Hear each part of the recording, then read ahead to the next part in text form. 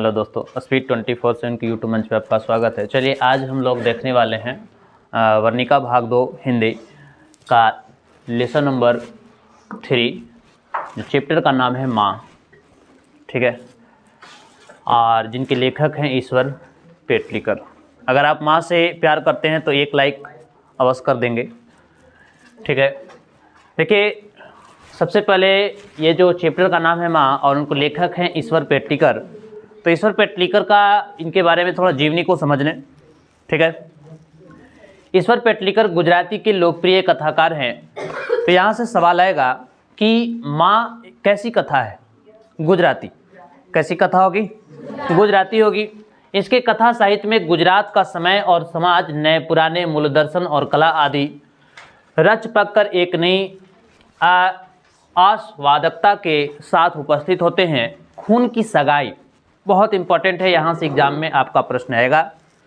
खून की सगाई इनकी प्रसिद्ध कहानी है, यानी पूछ लिया जाएगा कि खून की सगाई किसकी कहानी है, तो आपका ऑप्शन नंबर रहेगा ईश्वर पेटलीकर, दही वाली मगम्मा का जो श्रीनिवास जी है ना, ढते विश्वास का लेखक सातकोड़ी होता।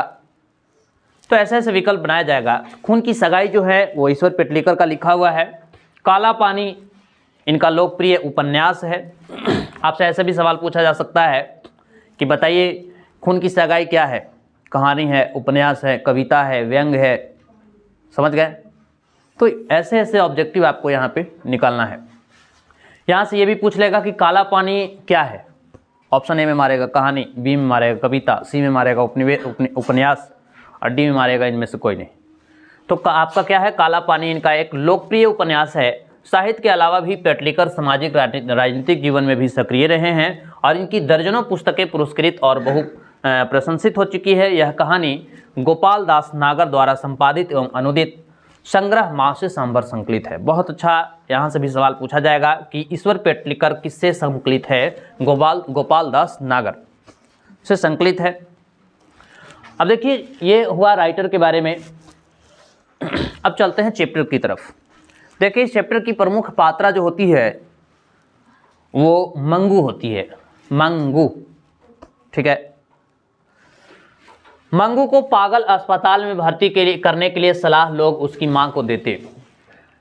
एक मां है, एक बेटी है, और इसके मां के घर में पतोहू लोग भी हैं, भाई लोग भी हैं, है ना, बेटे लोग भी हैं, सभी लोग हैं। तो माँ जो है, माँ को पागलों के अस्पताल में भर्ती करने के लिए, मंगू को पागलों के अस्पताल में भर्ती करने के लिए सलाह लोग उसकी माँ को देते हैं कि मंगू को क्या कीजिए, पागल खाना में जहाँ पे उसका एक जगह होता है वहाँ पे भर्ती कराइए, शायद वो ठीक हो जाए। ठीक है। उसकी आंखों में आंसू झिलमिला आते हैं। जब भी कोई कहता है मंगू की माँ को कि मंगू को अस्पताल में भर्ती करवाइए, तो माँ को जो है आंसू आ जाते हैं और हर एक को वह एक ही जवाब देती है। सब लोगों को माँ जो है जवाब देती है कि मैं माँ होकर के सेवा नहीं कर सकती तो अस्पताल वालों को क्या पड़ी है। हालांकि कहीं ना कहीं इनका भी कहना सही है कि मैं माँ होकर के अगर मंगू को मैं सेवा नहीं कर सकती तो अस्पताल वालों की क्या पड़ी है मंगू को लेकर के। अपंग जानवरों की गौशाला में भर्ती कर आने जैसा ही यह कहा जाएगा, ऐसा लगता है। तो सवाल यहाँ से भी बनाएगा कि अपंग जानवरों की गौशालाओं में भर्ती कर आने जैसा ही है, यह किसने कहा था? माँ। ठीक है। माँ की यह ग्रंथि प्रकट हो जाने के बाद कोई उनसे ऐसी बातें करता भी नहीं था। जन्म की पागल और गूंगी पुत्री। यहाँ से 1 नंबर का सवाल पूछेगा कि मंगू कैसी लड़की थी, तो जन्म से पागल और गूंगी लड़की थी। क्लियर है? वे जिस तरह पालती पोसती, सेवा करती और लाड प्यार करती, यह प्रत्यक्ष देख लोग उनकी प्रशंसा भी करते, काफ़ी तारीफ करते मंगू की माँ को कि इतनी पागल है, जन्म से गूंगी है और पागल है मंगू, फिर भी इसकी माँ जो है मंगू की कितना ख्याल रखती है। लोग, पास पड़ोस के लोग मंगू की माँ को काफ़ी ज़्यादा तारीफ करते हैं, प्रशंसा भी करते हैं। इस तरह पागल पुत्री को एक माँ ही पाल सकती है। दूसरे घर हो तो भूखी प्यासी कब की ही मर गई होती, और जीवित भी होती तो ऐसा हष्ट पुष्ट शरीर नहीं होता, है ना। यानी काफ़ी अच्छी बॉडी भी है उसका, खाना, जैसे कहावत है ना कि खायल पियल शरीर है ना।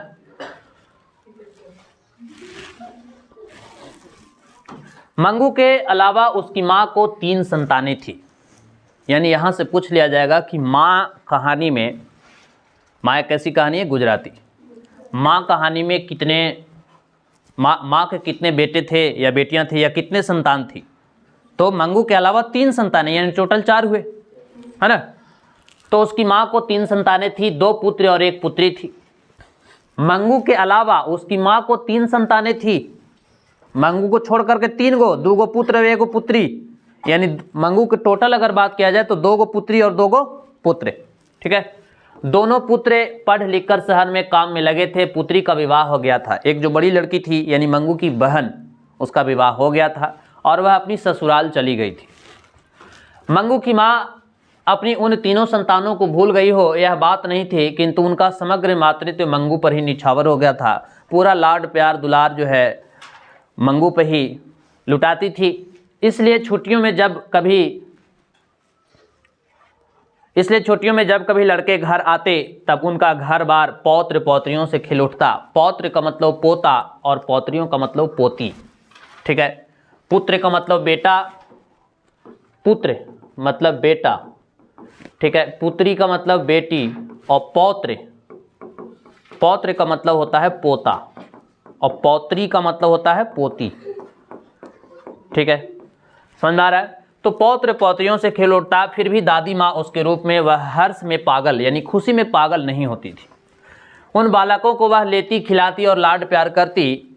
माँ की इस व्यवहार के विषय में पुत्रों को तो कुछ ख्याल नहीं आता, पर पुत्र वधुएं मतलब पतोहू, है ना, पुत्र वधुएं कसमसा जाती देख करके कि हमारे बाल बच्चे को, बेटे बेटियां को इतना प्यार नहीं करती है ये मेरी सासू माँ जितनी मंगू को करती है।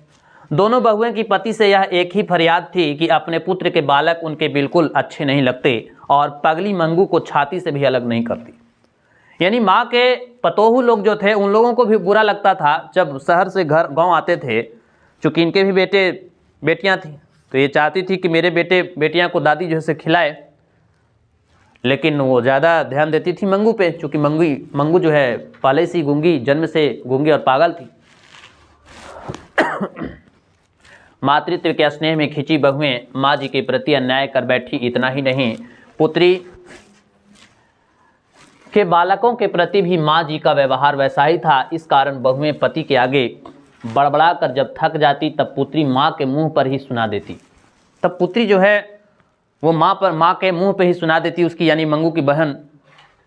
सब लोग चिड़चिड़ा जाते थे, है ना। मंगू को झूठा लाड लड़ाकर ही तुमने अधिक पागल बना दिया है। आदत डाली हो तो जानवरों को भी पाखाना पेशाब कहाँ करना और कहाँ न करना इसका ख्याल आ जाता है। यानी सब लोग, बेटे पुतोह बेटियाँ, सब लोग मंगू की माँ को सुना रहे हैं। 12 वर्ष की लड़की, यहाँ से 1 नंबर का सवाल आएगा। मंगू कितने साल की थी?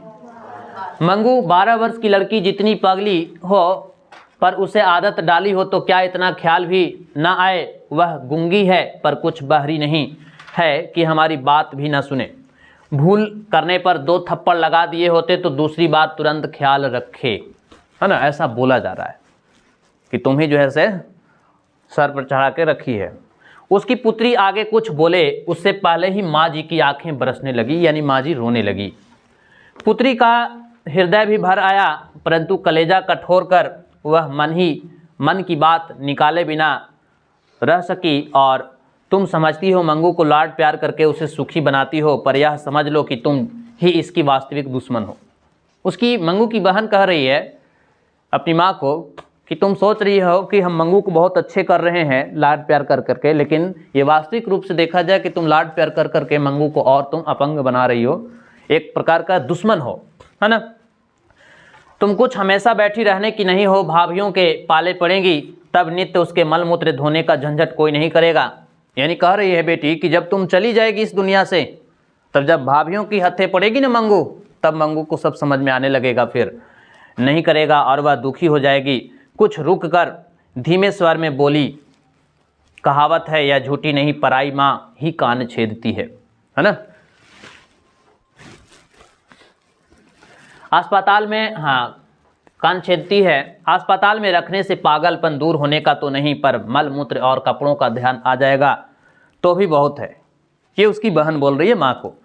भाइयों के घर में भगवान ने बहुत कुछ दिया है, भाभियाँ एक बार भी खाने को न दें ऐसी अच्छी नहीं है। माँ जी लोगों को अस्पताल के लिए गौशालाओं की उपमा देती हैं। यहाँ से सवाल आएगा कि गौशालाओं की उपमा कौन देती थी? माँ। ठीक है। तब लोग पराये की तरह जो नहीं कर पाते वह उनकी पुत्री ही कह डालती, अस्पताल गौशालों जैसा होगा, और शायद मंगू मर गई तो और कुटुंब का छुटकारा होगा। मंगू की मौत को माँ जी की भी छुटकारा मानती थी, यदि वह प्राकृतिक रूप से आए तो, परंतु लापरवाही दिखाकर उसे जानबूझकर मौत के मुंह में ढकेलने का विचार उन्हें नहीं लगता था।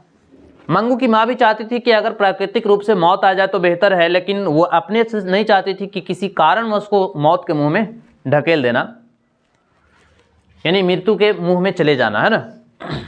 स्वार्थ से सभी सगे पर निस्वार्थ से सगा हो, वही सच्चा सगा। पुत्र कमाते धमाते हो, पुत्री ससुराल में हिंडोले झूलती हो, उनसे प्यार भरा संबंध रखने का कोई अर्थ न था। मंगू की सच्ची माँ बनी रहे तभी माँ बेटी का संबंध सार्थक था। इसलिए पुत्री कहे या पुत्र कहे तो भी मंगू को अस्पताल द्वारा मौत के मुंह में ढकेलने की माँ जी तैयार नहीं थी।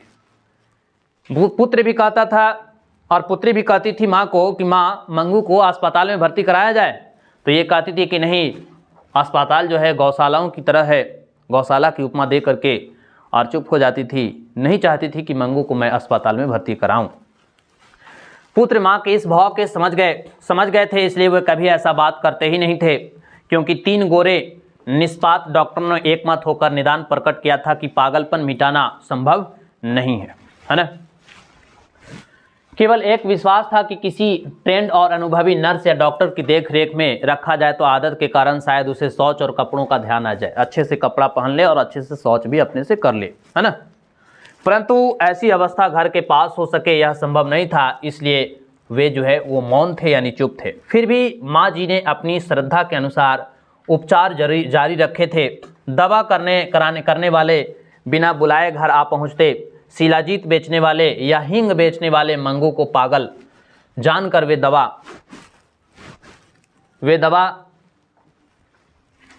जानते हैं क्या, कुछ छूटा गया, वे दवा जानते हैं, इसका दवा करते हैं। माँ जी मानती थी कि 1000 उपचार करें तब एक तो लग ही जाता है, इसलिए दूसरे की दृष्टि में पागलपन जैसी बात भी वह गंभीरता से सुनती और श्रद्धा से उस पर अमल करती। यानी जो भी कोई बताते मंगू के लिए कि ये खिलाओ वो खिलाओ, मंगू की माँ सोचती चाहे कुछ भी खिला दिया जाए पर सही तो हो जाए, है ना।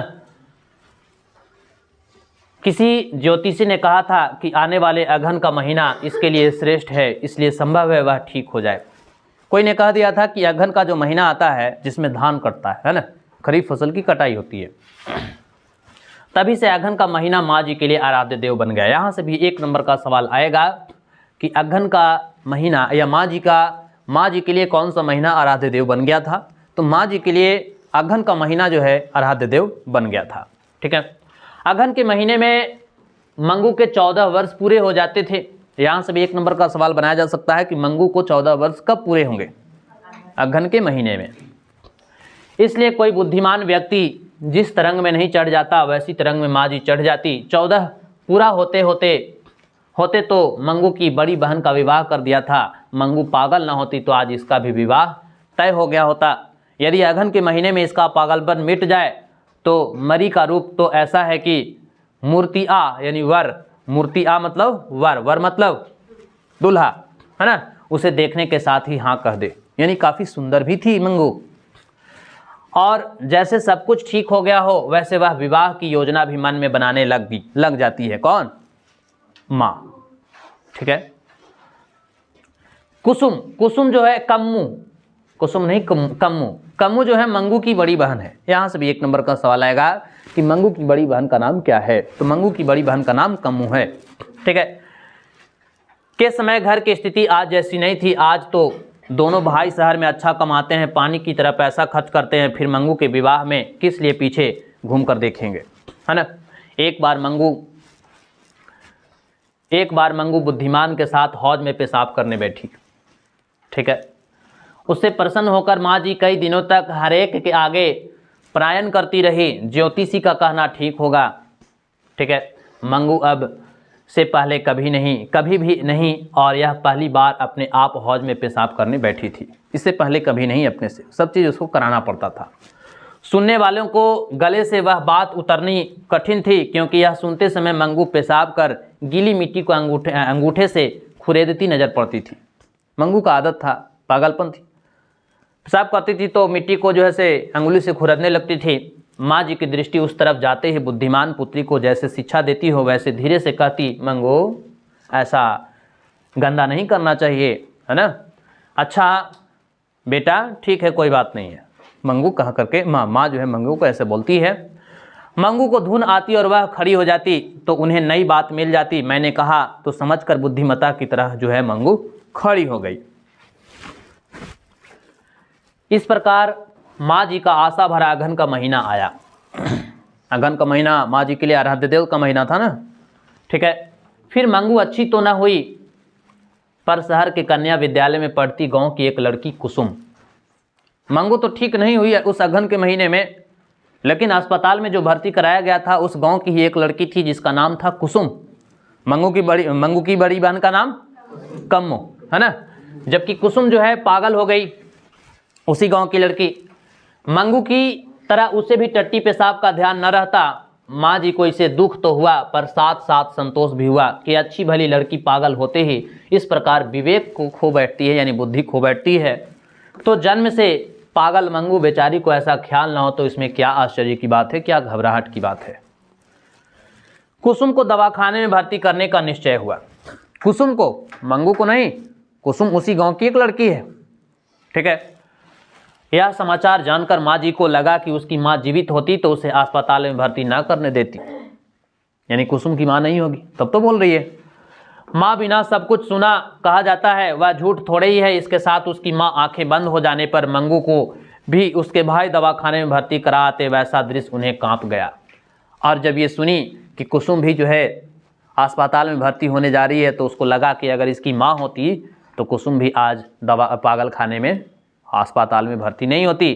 और ये भी कहती है माँ कि अगर मैं मर जाऊंगी तो इसके भाई और भौजाई जो हैं वो भी ले जा करके अस्पताल की भेंट चढ़ा देंगे, जो एक गौशाला की तरह दिखाई देता है। किसको? माँ को, है ना।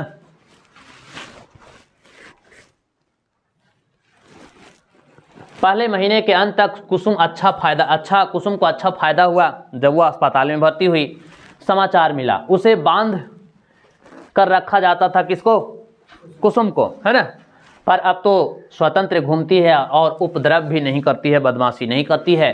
टट्टी पेशाब का ठीक ठीक ध्यान आ गया है। पागलपन रहा तो वह मात्र सारा दिन गाया करती है, गाना वगैरह। इतना ही नहीं, यह भी दूसरे महीने में मिट जाएगा, ऐसा डॉक्टर ने कहा था। ठीक है, और ये सब समाचार मंगू की माँ को मिल रहा है।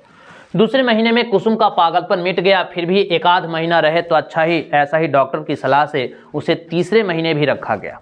यानी यहाँ से भी सवाल बनाया जा सकता है कि कुसुम को अस्पताल में कितने मंथ रखा गया था? 3 महीने। ठीक है, वह घर आई तब सारा गांव उसे देखने उमड़ पड़ा। किसको? कुसुम को, है ना। सबसे अलग आगे माँ जी थी। जब पूरा गांव उमड़ पड़ा देखने के लिए कुसुम को, तो सबसे आगे कौन थी? माँ जी थी। क्योंकि माँ का भी एक बेटी मंगू जो है वो पागल है ना, उनकी लालसा जाग रही है कि देखो कुसुम कैसे ठीक हो गई। कुसुम को ठीक ठीक सुधरी हुई देख माँ जी को हर व्यक्ति सलाह देने लगे, माँ जी आप मंगू को एक बार अस्पताल में भर्ती करके तो देखें, जरूर वह अच्छी हो जाएगी। माँ जी ने जिंदगी में पहली बार अस्पताल का विरोध नहीं किया। यहाँ से सवाल बनाया जा सकता है और बनेगा कि माँ जी ने अस्पताल में भर्ती कराने के लिए कब तैयार हुई थी? तो तैयार तभी हुई थी जब कुसुम अस्पताल से ठीक होकर के आ गई थी, है ना। समझ गए? चुपचाप वह लोगों की सलाह सुनती रही। दूसरे दिन उन्होंने कुसुम को अपने घर बुलाया, उसे पास बैठाकर अस्पताल के हालचाल पूछना शुरू किया। माँ दया भाव रखकर सेवा न कर सके तो डॉक्टर नर्स कर ही नहीं सकते, ऐसी उनको मन में जो गांठ पड़ गई थी। किसकी मन में? माँ की मन में ना। तो वही सुनना चाहती थी कुसुम से कि बताओ अस्पताल का क्या समाचार है, वहाँ के लोग कैसे हैं, वहाँ के लोग कैसे एक दूसरे से पेश आते हैं, है ना। गई थी वह कुसुम की बातचीत से खुल गई। नर्स या डॉक्टरों का कोई पागल चाटा मार दे तो भी वे लोग उस पर नहीं खींचते या उसे मारते नहीं, यह जानकर उन्हें अस्पताल पर श्रद्धा भी हुई। जब कुसुम से पूछी मंगू की माँ कि बताओ अस्पताल का क्या स्थिति है, तो वो कहती है कि अगर कोई पागलपन व्यक्ति अगर डॉक्टर को भी एक चाटा मार देता है तो डॉक्टर कुछ नहीं बोलता है, नर्स कुछ नहीं बोलती है, ठीक है। इस पे जो है ये बातें सुन करके माँ जी को भरोसा हो गया। नई आशा पैदा हुई कि मंगू के भाग्य में दवा खाने जाने से पागल मिटने का लिखा होगा, तो वह किसे पता इतने उपचार कर देखें तब एक और सही। अब माँ को लग रहा है कि जब इतना उपचार कर लिए तब एक उपचार और सही। सब लोग सलाह दे ही रहे हैं कि मंगू को अस्पताल में भर्ती कराया जाए, नहीं मिटेगा तो क्या वापस नहीं लाई जा सकती। और ये सोच रही है मंगू की माँ कि अगर मंगू ठीक नहीं होती है तो क्या अस्पताल से तो फिर से वापस ला ही सकते हैं। ये सोच करके मंगू की माँ जो है ऐसा सोच रही कि अस्पताल में उसको भर्ती करा दिया जाए। अंत में मंगू को दवाखाने में भर्ती कराने का माँ जी ने निर्णय किया कि चलो अब मंगू को अस्पताल में दवाखाने में भर्ती कराया जाए। इसलिए बड़े पुत्र को घर आने को उन्हें पत्र भी लिखवाया। फिर भी यह निर्णय किया तब से उनकी नींद भी उड़ गई थी। जब से ये सोच ली थी, ठान ली थी कि मंगू को दवाखाने में भर्ती कराना है, तब से सो नहीं पाती थी। जैसे वह हार कर यह काम कर रही थी, ऐसा उनके मस्तिष्क पर यानी दिमाग पर एक प्रकार का भरा सा मालूम पड़ने लगा था। दवाखाने पर श्रद्धा उत्पन्न हुई, वह एक निमित्त था, बाकी धीरे धीरे दूसरा छिपा कारण भी उन्हें दिखता था। मंगू बड़ी होती जाती थी, उसकी वृद्धावस्था बढ़ती जाती थी। बात सही है, मंगू का एज बढ़ते जाएगा तो उसका बुढ़ापन तो आएगा ही। माँ का बहुएं चाकरी नहीं करेगी। चाकरी मतलब नौकर चाकर जिसको कहते हैं ना, दूसरे का काम धंधा नहीं करेगी। ऐसे माँ सोचती थी कि माँ जैसी थोड़ी ना बहू कर देगी, ठीक है। यह मालूम हो गया था क्योंकि दोनों में से एक बहू ने भी अभी तक साथ रहने का आमंत्रण उन्हें न दिया था। आज के लड़के भी पत्नियों से दबे दबे ही घर दिखते हैं। बात सही है। इसलिए अपने पुत्रों से भी आशा उन्हें अधिक न दिखती थी। किसको? माँ को। क्या सारे लोग ऐसे ही करोगे? डरोगे इन लोगों से? नहीं ना, है ना। हम तो कभी किसी से नहीं डरने वाले, ना डरते हैं। आना तो डरूंगा, है कि नहीं? है ना जी, डरना भी नहीं चाहिए, नहीं तो यहाँ आ जाएगी। इस स्थिति में मंगू का भगवान साथी हो और उसका पागलपन मिट जाए या ना मिटे तो भी यदि उसे अस्पताल में भर्ती कर जाएं तो उन्हें मरने के समय एक प्रकार की शांति रहे कि उसकी चाकरी करने वाले दुनिया में पराया ही कोई है तो वो है माँ, है ना।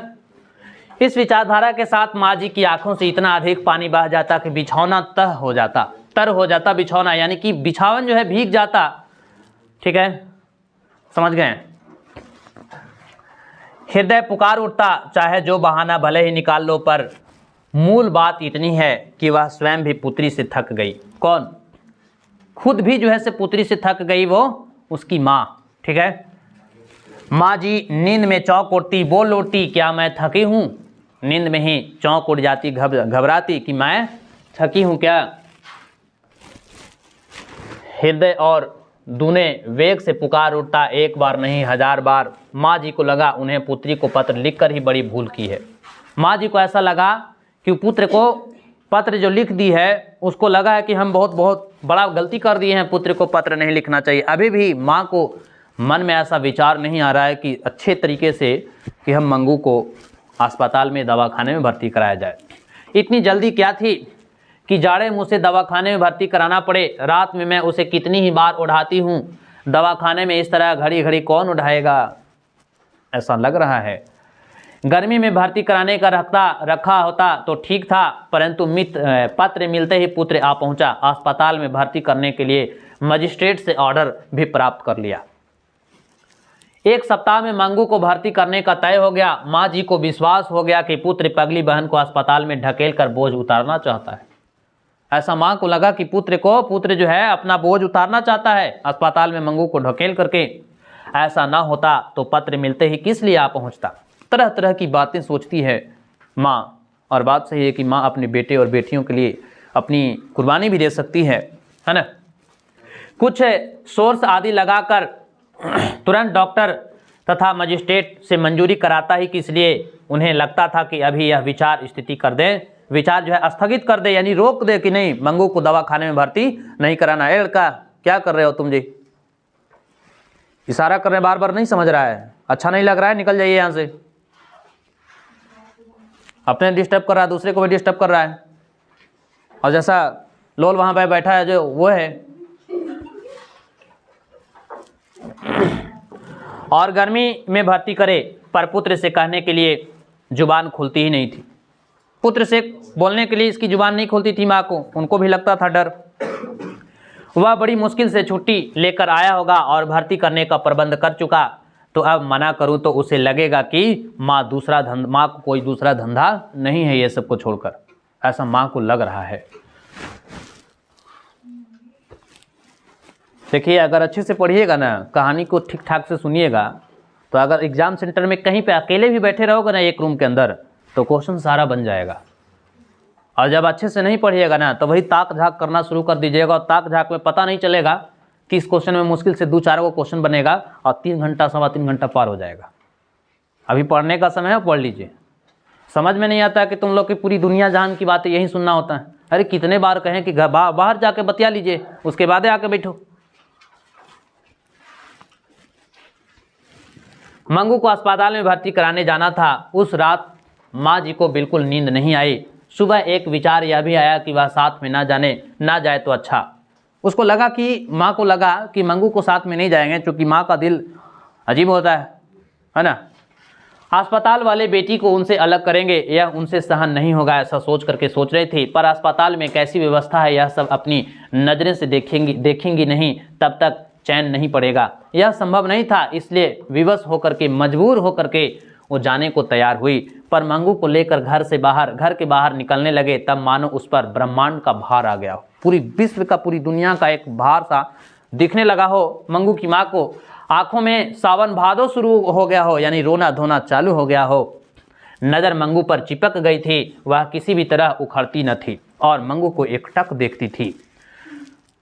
मंगू अपने को पहनाए गए कपड़े को रंग जो है, कपड़े का जो रंग था वो जी भर के देख रही थी। मंगू को भी लग रहा था कि हम नए नए कपड़े पहने हुए हैं, आज पता नहीं आज मेरे साथ भी ऐसा क्या होने वाला है। भाव में आ गई हो, जैसे माँ जी की तरफ देखकर वह हंस भी पड़ी, और माँ को देख करके मंगू हंसती भी थी। उस समय माँ जी का कलेजा कट कर रह गया। गाय बैल भी जब उन्हें पुराने खोटे से खोलकर दूसरी जगह ले जाया जाता है, तब नए आसमी के घर जाने में आनाकानी करते हैं। बात सही है। जानवर को जब आप बेचिएगा ना, ठीक है, जिसको आप पालते हैं उसको आप बेचिएगा, तो वो जानवर भी जब एक खूटे से दूसरे खूटे में बदलते हैं तो वो भी जाने में कतराते हैं, ठीक है। मंगू को इतना भी ध्यान नहीं था, यह प्रत्यक्ष अनुभव करती माँ जी ड्योढ़ी से फिसल गई। ड्योढ़ी का मतलब दरवाजा, जिसको चौखट कहते हैं। जैसे ये कमरा का जो फर्स्ट दरवाजा होता है ना, घर से निकल रही थी वो ड्योढ़ी यानी चौखट पे फिसल गई, ठीक है। हृदय कलकला उठा, अबोध पुत्री का दुनिया में कोई नहीं, सगी माँ भी उनकी ना हुई, ऐसा उनको लग रहा है, ठीक है। पुत्र का हृदय भी भर आया था। माँ की तरफ आंखें उठाने जितनी भी उसमें हिम्मत नहीं थी पुत्र भी सबका जो है से दिल कचोट रहा था। जितना विलंब होता, यानी जितना लेट होता, उतना ही ट्रेन पकड़ने का समय कम होता। आंगन के बाहर गाड़ी में जूते बैल पांव उठाने को तत्पर हो रहे थे। पुत्र ने माँ की तरफ आंखें बिना किए ही लड़ाकर पांव उठाते हुए कहा, देर हो रही है, अब निकलना चाहिए। आंगन से निकलते समय उसने धोती के कोने से आंखें पोंछ ली, ठीक है। पड़ोस की एक स्त्री ने मंगू को हाथ पकड़कर आगे किया, दूसरी स्त्रियों ने माँ जी को सहारा दिया। अंत में कड़वा घूंट हृदय में पीकर घुटनों पर हाथ टेक वे खड़ी हुई और 2 स्त्रियों ने पकड़कर चढ़ाया। उनसे बैलगाड़ी पर चढ़ाया गया, यानी किसे? मंगू को, माँ को और मंगू को। मंगू पागल है, यह जानकर ट्रेन के अन्य मुसाफिरों को अच्छा खासा चर्चा का विषय मिल गया। जब वो ट्रेन में चढ़ी कि मंगू पागल है, तो ट्रेन के जो मुसाफिर थे मुसाफिर किसको कहा जाता है? जो आने जाने वाले होते हैं ना उसको मुसाफिर कहते हैं, ठीक है। अजनबी जो लोग होते हैं, ऐसी खाती पीती सूखी लड़की को अस्पताल में रखेगी तो 1 महीने में ही लकड़ी हो जाएगी। वहाँ तो जानवरों की तरह जितना दिया उतना खाया बस। ट्रेन के जो मुसाफिर लोग हैं वो कुछ लोग बात कर रहे हैं और वैसी बातें सुन लेती है उसकी माँ। हमारे गांव में एक वृद्ध को उसके लड़के 5 साल से अस्पताल में भर्ती कराए हैं पर कुछ भी फर्क नहीं पड़ा। गांव का कोई व्यक्ति मिलने जाता तो रोने लगती है, पाँव पकड़ कर कहती है मुझे यहाँ से ले चलो, पर आज के लड़के लाते ही नहीं। ऐसे लड़कों से क्या आशा रखी जाए? लड़के तो ऐसे अच्छे हैं पर आजकल कहीं की बहुएं जानती है ना, पहनना ओढ़ना हो, इसलिए अधिक आदमी घर में पोसाता ही नहीं है। इस लड़की की माँ नहीं है, इस लड़की की माँ नहीं है, यानी कि मुसाफिर लोग जो हैं वो बात कर रहे हैं वृद्ध की। एक वृद्ध महिला है ना, वृद्ध में वो तो कहा नहीं गया कि बुढ़ा है या लेडीज है या जेंट्स है। तो इस लड़की की माँ नहीं है क्या? ठीक। अब वहाँ जो ट्रेन के मुसाफिर लोग जो हैं मंगू को देख करके लोग आपस में बातचीत कर रहे हैं कि इस लड़की की माँ नहीं है क्या, जबकि माँ तो वहाँ पे थी।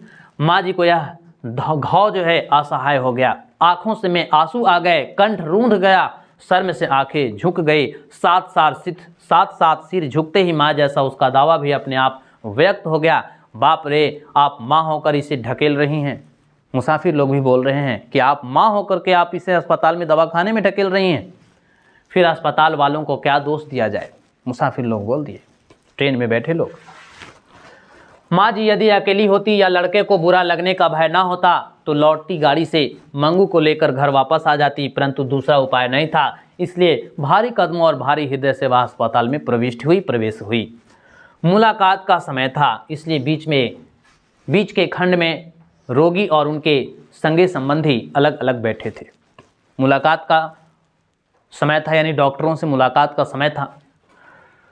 स्वजनों द्वारा घर से लाया खाना काफ़ी लोग खा रहे थे, कोई फल खा रहे थे। एक पागल पति के साथ पत्नी घर की और बच्चों की बातें कर रही थी। एक पागल पत्नी से उसका पति मिलने आया था, उसे वह लिपट पड़ी थी और बगल में खड़ी वार्ड की परिचारिकाओं की तरफ इशारा करके फरियाद कर रही थी। परिचारिका यानी जो वहाँ की जो स्त्रियाँ काम करने वाली अस्पताल की होती हैं उसको परिचारिका कहते हैं, ठीक है।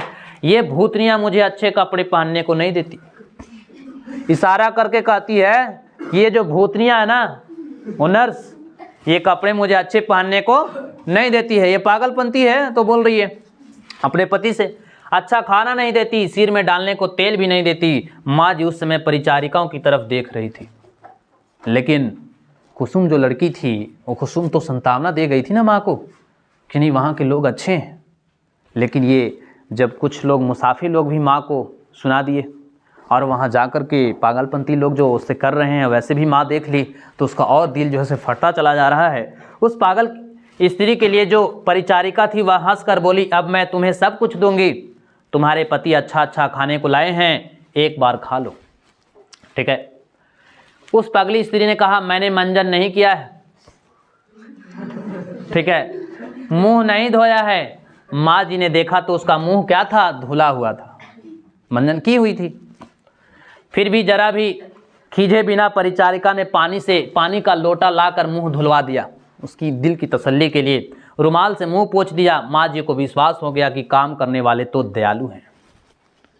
अब वहाँ पे माँ को विश्वास हो गया कि नहीं, जो यहाँ के जो पेशेंट लोग हैं जो बोलते हैं वो करती है वहाँ की परिचारिकाएं, ठीक है। माँ को विश्वास हो गया।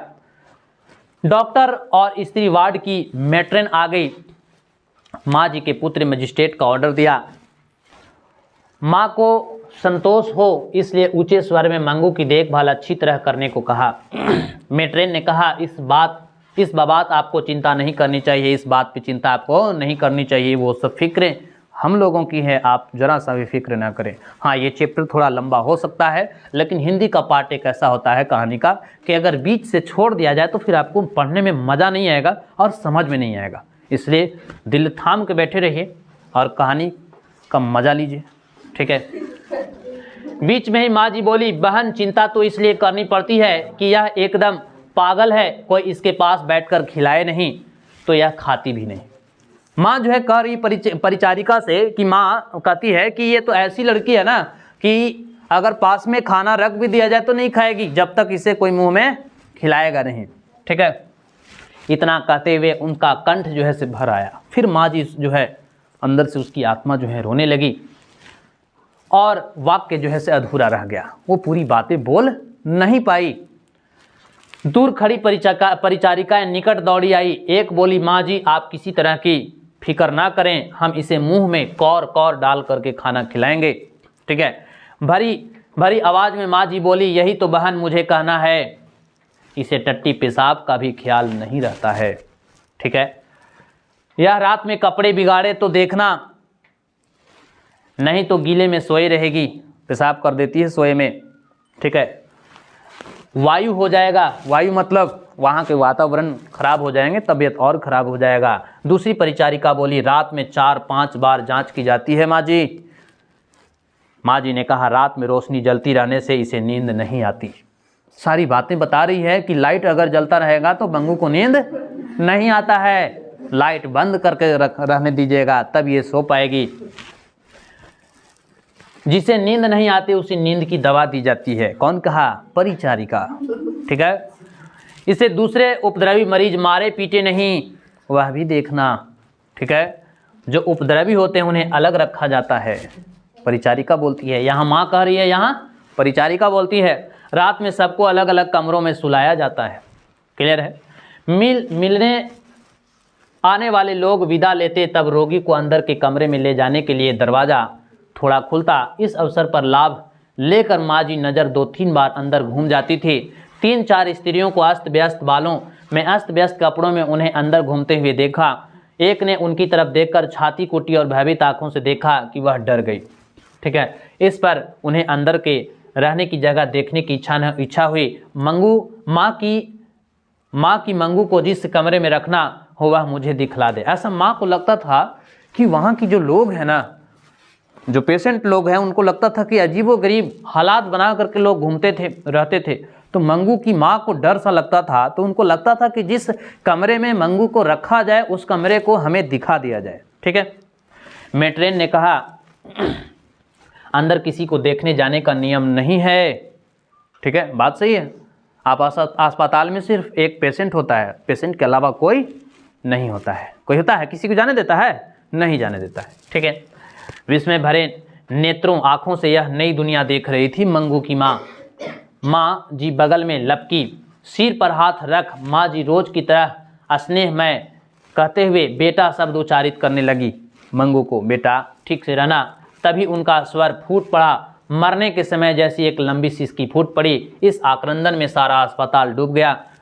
पुत्री की आंखों से चौधार आंसू बह चले। ऐसा रुदन से अभ्यस्त हो गए। डॉक्टर, मेट्रेन और परिचारिकाओं के हृदय भी भर आए, दीवारों की आद्र हो उठी। इतना स्नेह भरा किसी पागल स्वजन आज तक नहीं आया था उस अस्पताल में। वहाँ के परिचारिका, डॉक्टर और मेट्रेन सभी लोग जो हैं, उनकी आंखों में भी आंसू छा गए। वहाँ किसी ने देखा नहीं था ऐसा दृश्य। एक परिचारिका हाथ का रुमाल फटकार कर मंगू का ध्यान अपनी तरफ खींचकर बोली। एक रुमाल ली और ऐसे से हिला करके मंगू को अपनी तरफ ध्यान को आकर्षित कर रही है। खींच कर बोली, लो चाहिए तुम्हें, ये चाहिए है ना। मंगू को ऐसा परिचारिका दिखा करके लुभाना चाहती है। मंगू रुमाल पकड़ने के लिए माँ को छोड़कर एकदम खड़ी हो गई। ठीक है। थोड़ा रुमाल पकड़ लेने के बाद उसका हाथ थपथपाकर परिचारिका मीठे शब्दों में बोली, तुम मेरे पास रहोगी ना बहन? परिचारिका बोली, मैं अच्छा अच्छा खाने को दूंगी, नए नए कपड़े पहनाऊंगी। मंगू उसके चेहरे की तरफ ही ताक रही थी, इसलिए उस क्षण का उपयोग करके चल दूं कहाँ और उसका हाथ पकड़कर आगे किया। वह दरवाजा आधा खुला और मंगू को अपने अंदर ले गया। मंगू को अपने अंदर ले गया। कौन? परिचारिका। मंगू मंगू बेचारी माँ जो है चिल्लाती रही और रोती रही। मंगू मंगू, कलेजा कांप उठे। ऐसी चीखें माँ जी ने पुनः फिर से निकाली। डॉक्टर ने आश्वासन देते हुए, भरोसा देते हुए कहा, माँ जी, और बगल में खड़े पुत्र की तरफ उंगली करके बताया कि माँ जी, अपने इस पुत्र जैसा मुझे भी पुत्र समझिए, जैसा आपका बेटा है ना।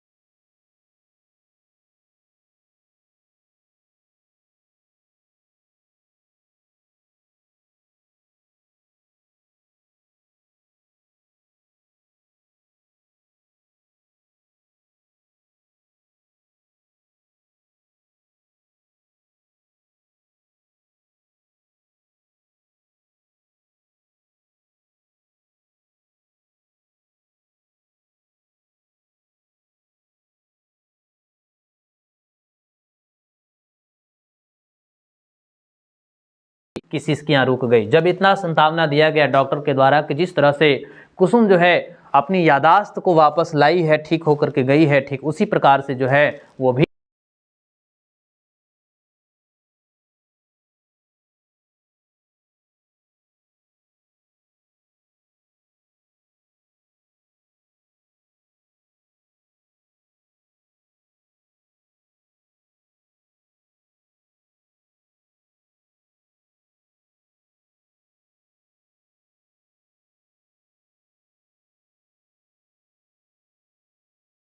अच्छा ठीक है। माँ जी और उनका पुत्र मंगू को अस्पताल में भर्ती कर बाहर आए। तब दोनों के चेहरे पर शोक के बादल छा गए थे। चुपचाप दोनों बाहर खड़ी घोड़ागाड़ी में बैठे विदा हुए। ट्रेन के डिब्बे में पाँव रखते ही माँ जी को याद आया।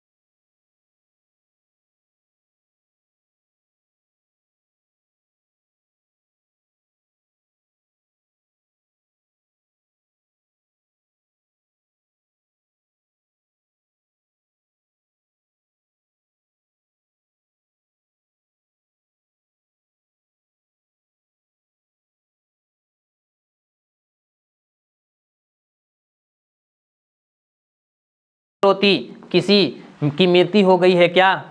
ट्रेन में बहुत सारे लोग होते हैं ना। रात में 11:15 बजे घर आई, तब उसकी राह देखती पड़ोसिन जो उसके पुत्र जो उनके कुटुंब की ही थी, यानी उसके पास की ही थी, वह जाग रही थी। उसके लिए उसने खाना भी बना रखा था, पर दोनों ने खाने के लिए तैयार नहीं थे, मना कर दिया। सज्जन की मृत्यु के घाव ताजा हो गया। जैसा आग्रह करने वाले की जीभ नहीं खुलती, वैसे ही पड़ोसिन ज्यादा खींचतान कर सकी। माँ जी के अंतर में एक तंबूरा बज ही रहा था। मंगू इस समय क्या कहती होगी? पल पल में यह विचार हृदय को बोध रहा था। कितनी ठंड है, उसे ओढ़ाया होगा, पेशाब करके गीला कर दिया होगा तो उसका फ्राक और बिछौना बदला होगा कि नहीं, ऐसा मंगू की माँ को ऐसा लग रहा है, एहसास हो रहा है। जैसे मंगू उनकी बात सुन रही हो, वैसे वह बोली, बेटा पेशाब न करना, ओढ़ा हुआ फेंकना मत। ये शब्द सोने के समय वह नित्य उच्चारण करती, नित्य मत तो डेली उच्चारण करती मंगू की माँ। बेटा पेशाब मत करना, कपड़े ओढ़ाए हुए फेंकना मत, ठीक है। फिर भी मंगू पर इन पर अमल नहीं करती। रात में पेशाब कर देती तो उनका फ्राक और बिछौना भी बदल डालती। मंगू बड़ी हो गई, फिर भी अपने साथ ही उसे सुलाती, जिससे वह पेशाब करे तो उन्हें तुरंत पता चले और उसे गीले में सोए रहना ना पड़े, ठीक है। देखिए माँ का कितना जो है से एक बेटे या बेटी के लिए। माँ जी को स्वयं भी उसके बिना बिछौना सुना सुना लगता था। मन में हुआ मेरे साथ सोने की आदत है। उसे नींद आई होगी या नहीं, उनके लिए आंखें बावरी बन उन्हें ढूंढती हो, वैसा उन्हें दिखा। उन्होंने चारपाई की पाटी पर सिरा पटका। मैं माँ होकर उसे अस्पताल में छोड़कर आई। उनकी एक सिसकी फिर से फूट पड़ी और माँ जो है सो चारपाई पे माथे पटक करके फिर से रोने लगी कि मैं माँ होकर के जो है मैं मंगू को अस्पताल में छोड़ आई हूँ। बाहर के खंड में सोए पुत्र को भी नींद नहीं आई। माँ की अपेक्षा उसे 100वें हिस्से जितनी भी मंगू के साथ ममता न थी, फिर भी उनके कलेजे पर वेदना का काला पत्थर रखा गया था। माँ की सिसकियां के साथ उसकी आंखों में भी आंसू बहने लगे। अपने को इतनी वेदना होती है तो माँ को क्या क्या होता होगा। यानी उसका भाई भी जो है रोने लगा। अब बताइए कि जब उसका भाई इतना तड़प रहा है तो वो भाई सोचता है कि जब हम इतना तड़प रहे हैं तो माँ के अंदर कितना तड़प होता होगा, ऐसा सोचा। माँ के हृदय का मांस वेदना कितनी क्रूरता से कौंच रही थी। उसका साक्षात्कार जीवन में पहली बार पुत्र को हुआ। उसका हृदय पुकार उठा।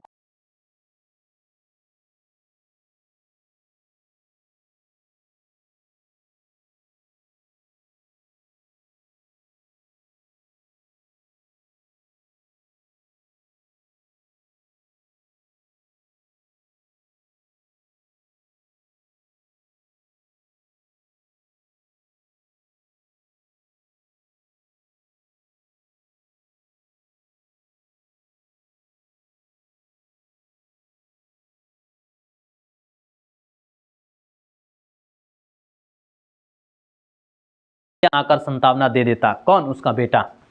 पर वह शांत पड़ गई लगी, इसलिए उसने भी सोने के लिए आंखें पर पलकें गिरा ली। सुबह जब चक्की की और मथने की मधुर आवाज़ गूंज रही थी, तब सारे गांव जैसे बेध डाले वैसे ही चीखें माँ जी ने मारनी शुरू की। दौड़ो रे दौड़ो।